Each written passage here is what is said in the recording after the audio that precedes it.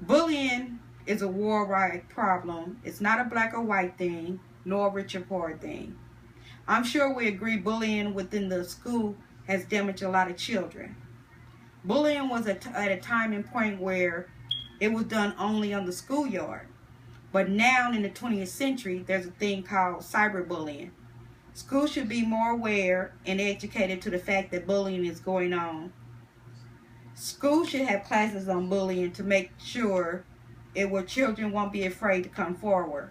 When people think of bullying, they imagine one child yelling at the other to give up their lunch money. But unfortunately, bullying is much more severe.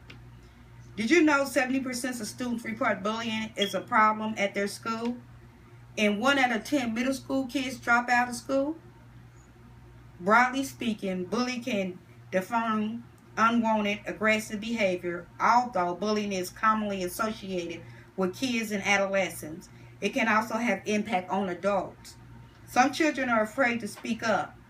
Bullying can contribute to students feeling socially isolated, worthless, and depressed. It is critical adults create an environment in school, at home, where bullying is not tolerated.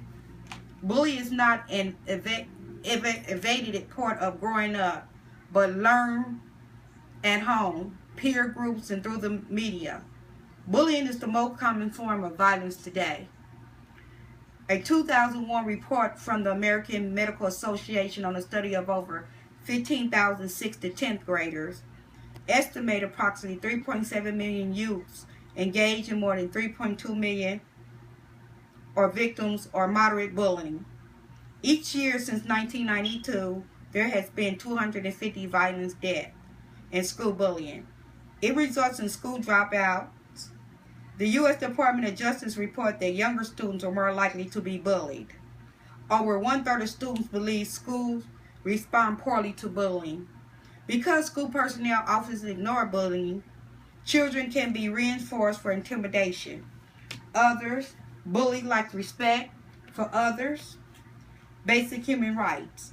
I am personally concerned about bullying because I have a granddaughter who says she's been getting bullied. I told her to go to her principal and talk to him.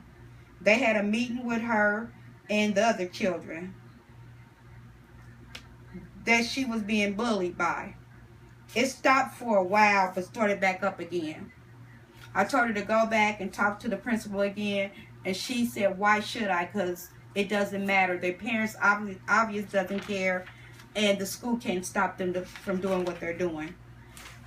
I feel as parents, we should get involved and do more because it could be your child, and school should also do more. Schools should have zero tolerance policy, severe consequences, suspension. Existing programs can effectively reduce the occurrence of bullying. One program decreased peer victimization by 50%. Such programs require participation by students, parents, and educators.